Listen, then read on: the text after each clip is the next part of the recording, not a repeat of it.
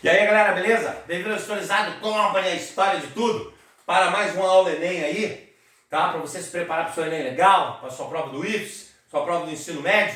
Dá seu like aí, se inscreve no canal. Hoje nós trataremos dentro da Idade Moderna justamente sobre a famosa Reforma Protestante aí, ó.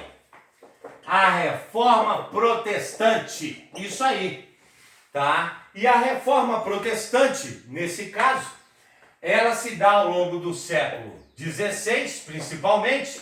E o que foi a Reforma Protestante? A Reforma Protestante eram protestos de membros da Igreja Católica que pediam a reforma da própria Igreja. Eles não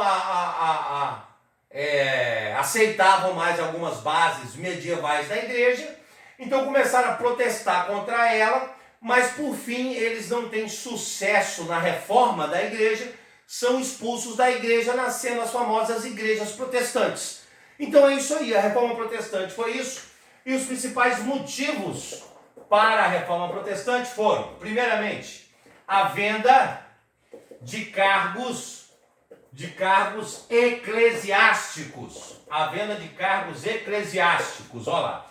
Nesse momento aí, nós teremos a Igreja Católica, no fim da Idade Média e início da Moderna, vendendo os cargos eclesiásticos, mas essa venda, galera, ela não acontecia de uma forma tabelada, não é isso? Na verdade, um filho de um nobre, um filho de um burguês queria entrar para a igreja, mas ele não queria entrar como um padreco qualquer.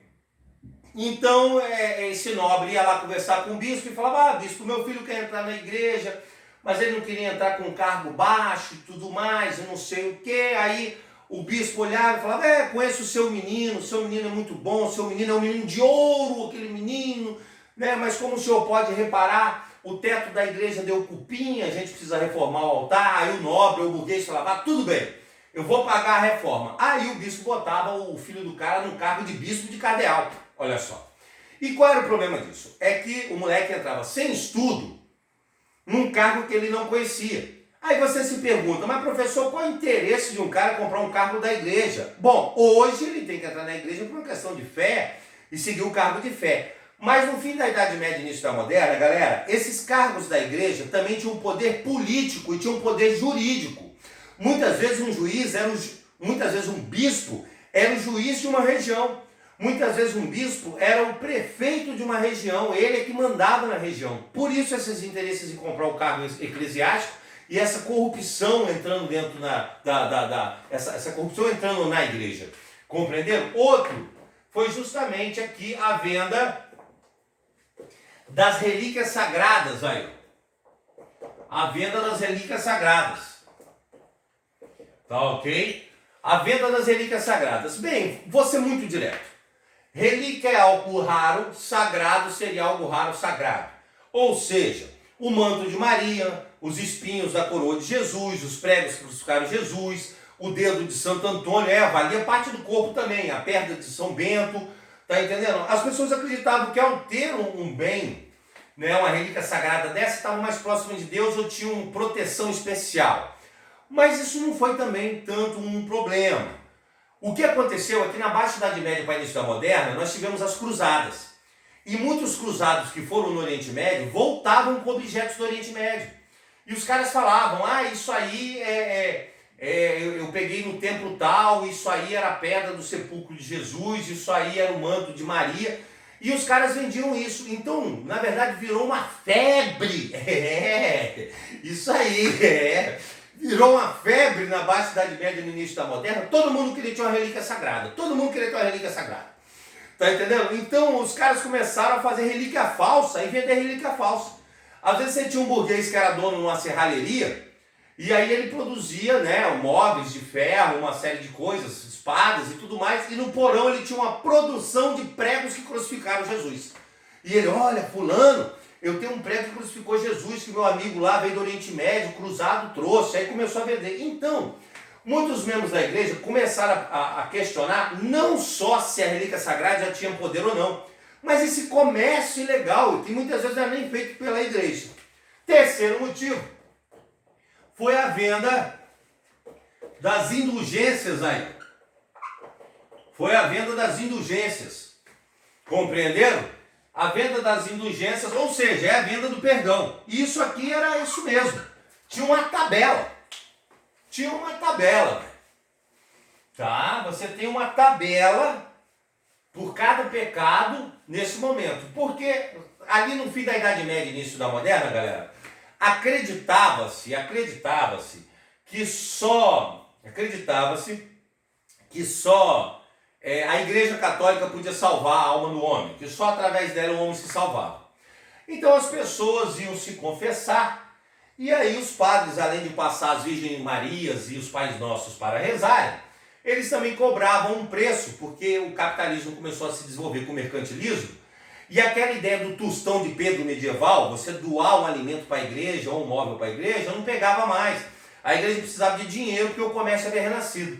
Então a igreja tinha uma tabela, tá entendendo? Para você pagar os seus pecados. É isso mesmo, não é um terreno no céu, mas é um ingresso. Podemos dizer que é um ingresso no céu.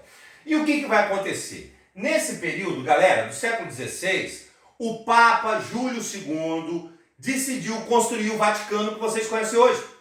Ele decidiu construir a grande Basílica de São Pedro, construir tudo aquilo que vocês conhecem. Lá já era o Vaticano, mas tinha uma pequena basílica.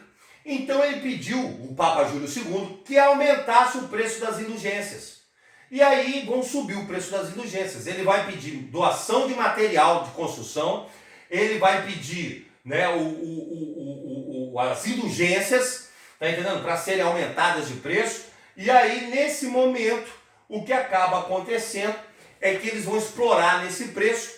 A basílica vai ser construída, vocês estão vendo lá, existe o Vaticano lá, tá entendendo?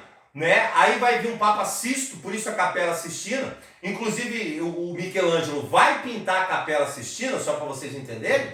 E o salário de Michelangelo saía desse dinheiro aqui, ó. Entendeu? Estão ligando uma coisa a outra? História é feeling, história é sentimento. Você tem que entender o momento. História se entende, história não se decora. Estão entendendo? Então nesse momento aí você tem, né, eles aumentando o valor. A Capela Sistina ficou pronta, a Basílica de São Pedro ficou pronta, o Vaticano ficou pronto. Abaixaram o preço? Não. Então ninguém aguentava mais. Então muitos membros da própria Igreja Católica questionavam a venda de indulgências, relíquias sagradas, os cargos eclesiásticos. E a Igreja Católica realmente, no seu princípio de idade moderna, ela começa corrupta. Então muitos membros da igreja começaram a questioná-la e começaram a se levantar contra ela e acabaram expulsos e perseguidos, dando origem às igrejas protestantes. Beleza? Então vamos partir aqui para o grande nome da Reforma Protestante. O grande nome da Reforma Protestante, que nesse caso foi Martinho Lutero. Lutero, galera, era monge agostiniano. Isso quer dizer que Lutero fazia parte da Ordem de Padres de Santo Agostinho. E nesse caso, Lutero tinha acesso a livros e textos que membros de outras ordens religiosas não tinham. Porque toda vez que você entra numa ordem religiosa, você entra na Igreja Católica, você tem que seguir uma ordem de um padre. Ou os beneditinos, ou os caputinos, ou os franciscanos. No caso, Lutero era agostiniano, então ele estudava a área da filosofia. Isso possibilitou também que Lutero desenvolvesse as suas 95 teses, olha lá. As suas 95 teses, que nesse caso eram os protestos contra a Igreja Católica. Tá ok? Fica no campo da fé, né, a questão também da inspiração divina. Para a história nós vamos ver a questão histórica, mas a galera que tem a fé sabe que as 95 teses também teriam uma inspiração divina, essa é a ideia. Tá ok? E aí nesse momento, duas teses nos interessam, que vai questionar a Igreja Católica. Lutero, ele prega a livre interpretação dos textos bíblicos. A livre interpretação dos textos bíblicos, tá ok? E vai inclusive traduzir do latim, a primeira tradução para outro idioma foi o alemão. O que seria isso? Lutero vai dizer que o homem tem racionalidade, que o homem tem individualidade para interpretar os textos bíblicos por conta dele mesmo. Não precisava ter a interpretação de uma igreja. Então a gente já começa a perceber, e você pode afirmar no seu Enem, que a Reforma Protestante teve forte influência do pensamento renascentista. o racionalismo renascentista, o individualismo renascentista, ou seja, a filosofia renascentista, galera, o humanismo. Você pode firmar isso na sua prova do Enem. E aí ele prega a livre interpretação dos textos bíblicos, e como ele vai ficar preso no Sacro Império Romano-Germânico, que o Sacro Império é a Alemanha, ele vai ficar preso lá, ele traduz a Bíblia primeiro para o alemão. Nós falaremos disso quando chegarmos nesse pedaço. E o segundo é que Lutero fala que o homem salva-se pela sua fé. Olha lá, o homem salva-se pela sua fé e não pela igreja. Pronto, aí foi o pepino. Aí foi a confusão. Porque o homem não precisava mais ir para a igreja, não precisava mais pagar a indulgência, o homem salvava sozinho com sua fé em relação a Deus. Isso é questionável. A Igreja Católica, então, prende Lutero e julga Lutero. No episódio, galera, que ficou conhecido nesse momento aqui, no episódio que ficou conhecido como Dieta de Worms. Worms é uma cidadezinha no sul da Alemanha. Dieta quer dizer regra. Então Lutero foi julgado dentro das regras da Igreja Católica. Compreenderam? E aí Lutero foi condenado à morte. Condenado à morte. Mas o rei do Sacro Império, Romano-Germânico Alemanha, interviu. E aí, nesse momento, disse, não precisa matar Lutero, deixa ele preso aqui, prisão domiciliar e tal. A igreja, então, desiste de matar Lutero e decide manter Lutero preso com prisão domiciliar nesse momento, né, no Sacro Império Romano-Germânico. Lutero, então, começa a pregar suas ideias no Sacro Império. E, nesse momento, vem um dos pontos mais importantes para o seu Enem. O Enem pergunta por que Lutero teve sucesso com os seus protestos e por que Lutero teve sucesso em criar uma nova igreja. Justamente por uma questão política. Nesse momento, galera, os senhores feudais do Sacro Império, convertem-se ao luteranismo. Eles vão chegar para Lutero e falar, Lutero, por que você não funda a sua própria igreja? Lutero, funda a sua própria igreja, que nós, senhores feudais do Sacro Império Romano-Germânico, vamos nos converter ao luteranismo e vamos seguir você. Ou seja, nesse momento, galera, os senhores feudais viram no luteranismo uma forma de se libertar da Igreja Católica e os compromissos com a Igreja Católica, sem deixar de ser cristãos. Tá claro? Ficou claro o cristianismo, o luteranismo? Espero que sim. Porque aí a gente parte com o segundo nome da Reforma Protestante, extremamente importante, que seria, no caso aqui, João Calvino. O outro nome importante, João Calvino. Membro da igreja também. João Calvino inspira-se em Lutero, tá ok? Porque foram vários, galera. Foram vários membros da igreja, tá ok? Vários membros da igreja que se opuseram a ela, que protestaram contra ela, mas poucos tiveram sucesso. Então João Calvino inspira-se em Lutero e Zwinglio. Zwinglio foi um outro protestante também. E João Calvino desenvolve as suas teses, ó lá. E dentro dessas teses nos interessa duas para as provas.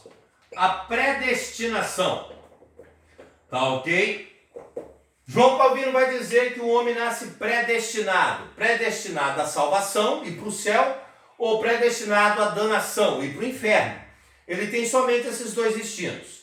Quanto mais próximo de Deus ele tiver, mais ele vai para a salvação, mais rico ele fica. Quanto mais distante de Deus ele tiver, mais ele fica pobre, mais ele vai se danar, vai para o inferno.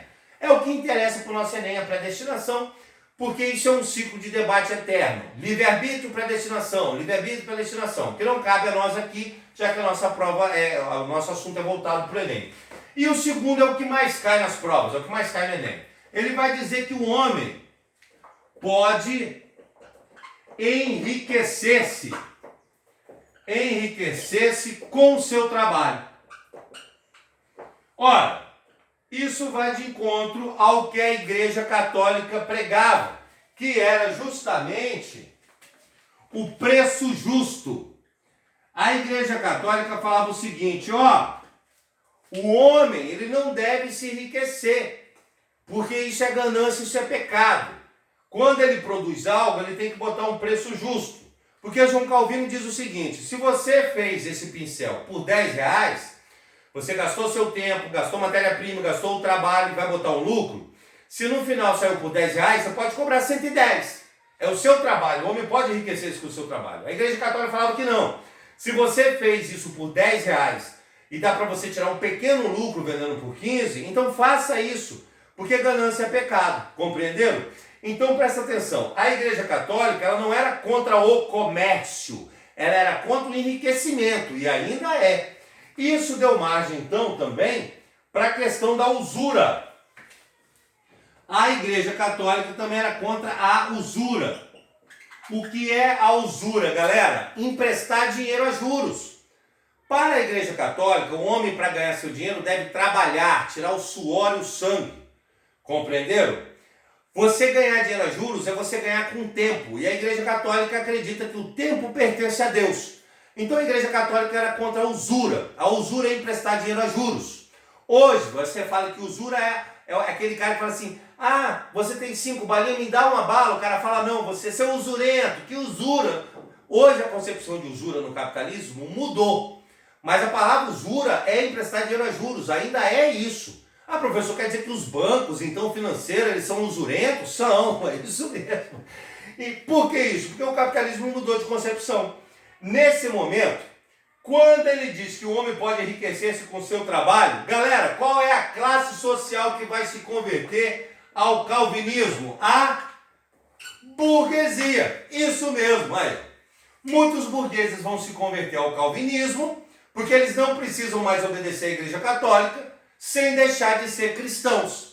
A religião do Calvino vai ganhar muitos adeptos burgueses, porque eles podiam se enriquecer, emprestar dinheiro a juros, sem o peso do pecado católico. Ficou claro? Então, se os senhores feudais se converteram ao luteranismo, o Lutero deu certo, o calvinismo deu certo pela questão da burguesia. Só que aí, a Igreja Católica também passa, nesse momento, a perseguir. A Igreja Católica também passa a perseguir, tá ok? João Calvino. E Calvino funda um estado teocrático na Suíça.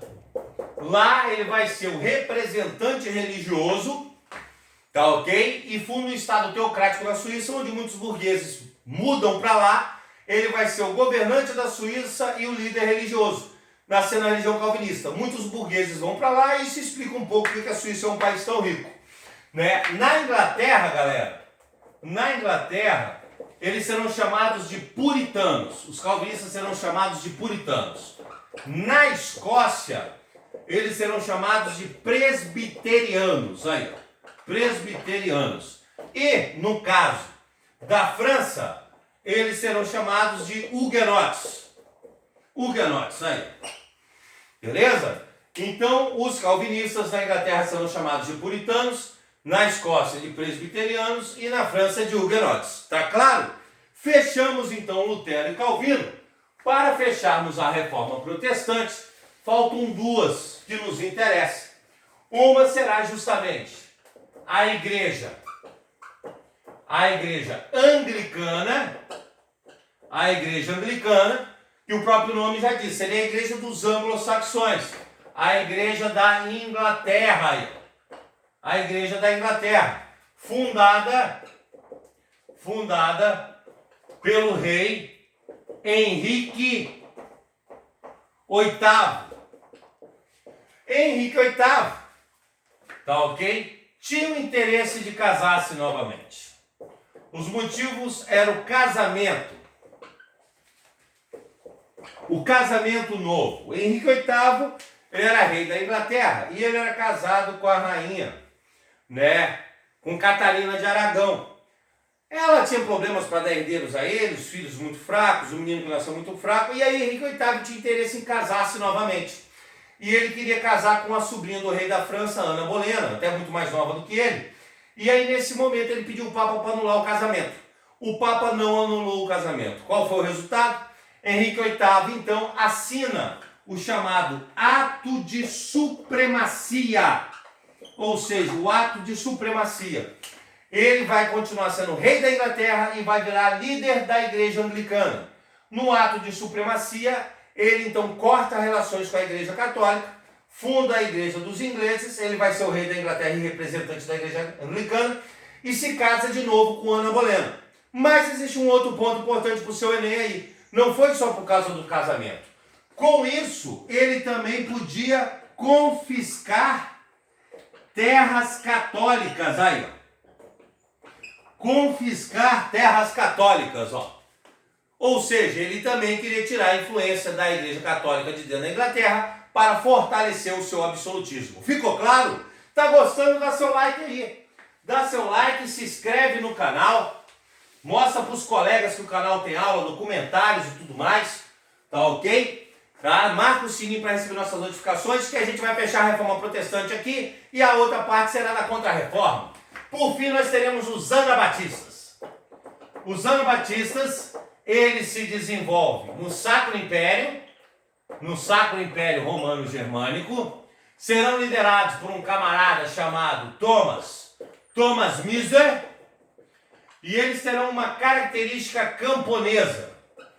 Na verdade, foi o seguinte: com aquela euforia no Sacro Império Romano-Germânico, com aquela euforia na Alemanha de Martinho Lutero ter criado o luteranismo, os senhores feudais terem se convertido ao luteranismo, e agora eles não deviam mais nada à Igreja Católica, no meio do campesinato, Thomas Müser também decide criar uma religião protestante, os anabatistas, ou seja, o novo batismo. Ele vai falar que o homem só tem consciência do seu batismo quando está adulto, que o homem, quando criança, não tem valor no batismo. Então, muitos camponeses começam a se converter ao anabatismo, e aí Thomas Müser começa a pregar dentro da Alemanha que os camponeses tinham direito à terra, que os senhores feudais deveriam ser mais cristãos e dar terras aos camponeses. Resultado: os anabatistas serão perseguidos e massacrados. Eles serão massacrados pelos senhores feudais do Sacro Império Romano-Germânico com o apoio de Lutero, galera, isso mesmo. E aí muitos deles fogem da Alemanha, dando origem a igrejas como a Batista, Adventistas e muitas outras. Beleza? Então nós vimos as 4 reformas protestantes mais importantes, vimos os motivos, porque agora a gente fecha para entrar na outra parte da contra-reforma. Porque agora você já ficou historizado. Um abraço.